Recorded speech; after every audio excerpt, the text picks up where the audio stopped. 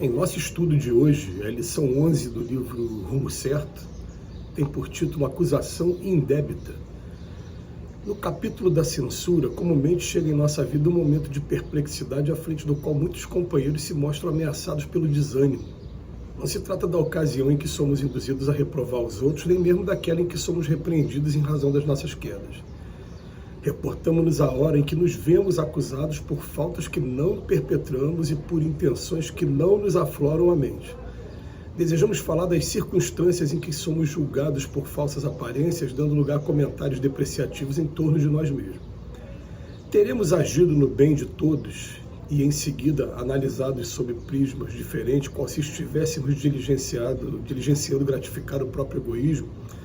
De outras vezes, assumimos posição de auxílio ao próximo, empenhando nossas melhores energias de modo que se faça harmonia e eficiência na máquina de ação de que somos peça-vida, e tivemos nossas palavras ou providências sob interpretação infeliz, atraindo-nos a crítica desapiedada até mesmo daqueles amigos a quem oferecemos o coração.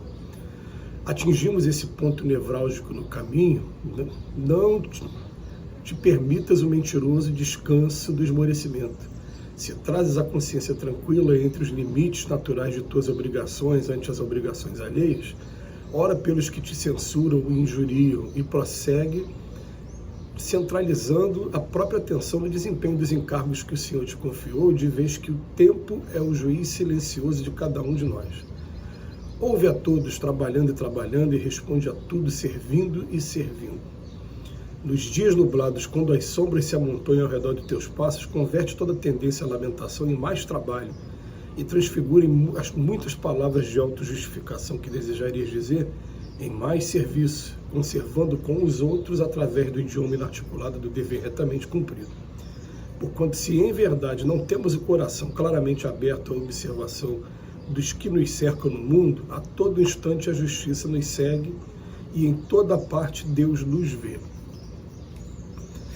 É interessante que Emmanuel hoje ele vem falar para a gente sobre acusação indébita, e esse livro foi lançado num ano em que a gente nem sonhava ainda com as edições de vídeo que acontecem nos dias de hoje. O que acontece no dia de hoje? Hoje eu quero defender uma determinada tese, ou até mesmo, como é o motivo do texto de hoje, acusar alguém indebitamente.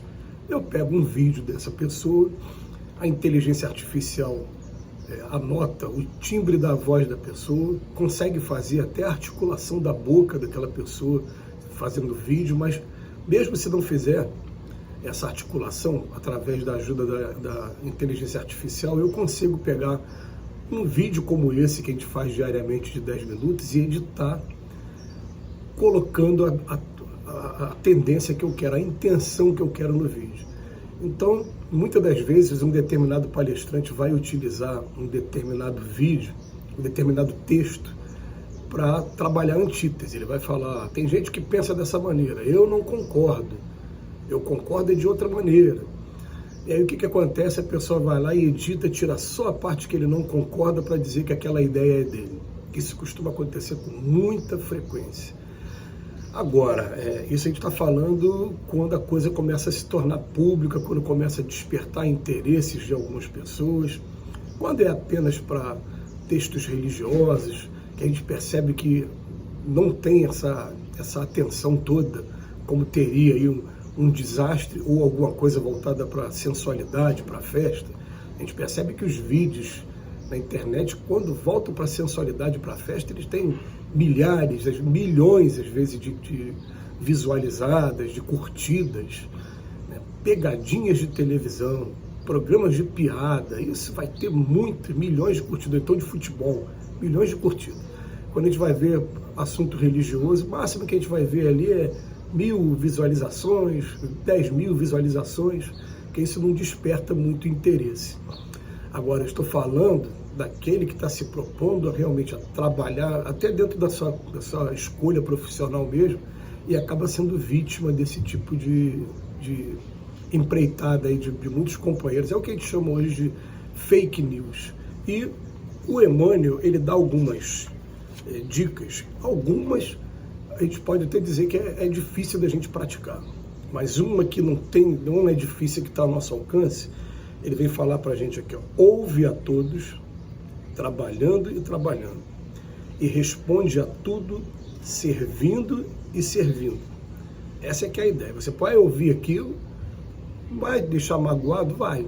A gente não vai dizer que não vai deixar magoado. Vamos lembrar aqui que o próprio Chico Xavier, que foi a mão que escreveu esse texto aqui do Emmanuel, ele, quando foi vítima de 2 repórteres que foram até Pedro Leopoldo na intenção de desmascarar o Chico, ficaram uma semana lá com eles, para depois fazer uma matéria denegrindo a imagem do Chico. Então o que acontece? Ele se sentiu triste, ele ficou... E o Emmanuel até falou com ele, falou: nós deixamos isso acontecer para você trabalhar a sua vaidade. Então vai ficar triste? Vai. Mas logo em seguida o que a gente faz?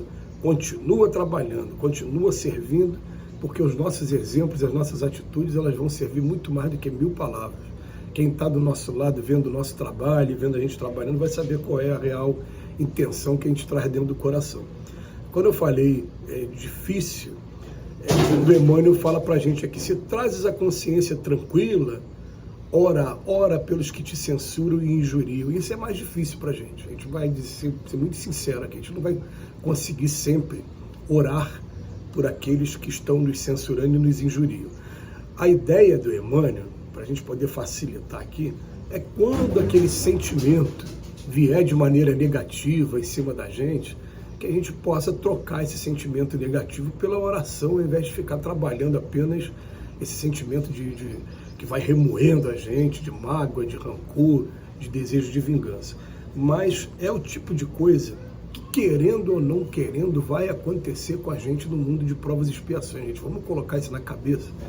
Quando você começa a fazer alguma coisa que realmente vale a pena, vai aparecer naquele momento pessoas te desafiando, pessoas querendo te desacreditar, pessoas querendo te desanimar e colocar de novo no ponto em comum, né? Porque você vai ficar: isso não serve para mim não, eu prefiro viver a minha vida. E é isso que se quer mesmo.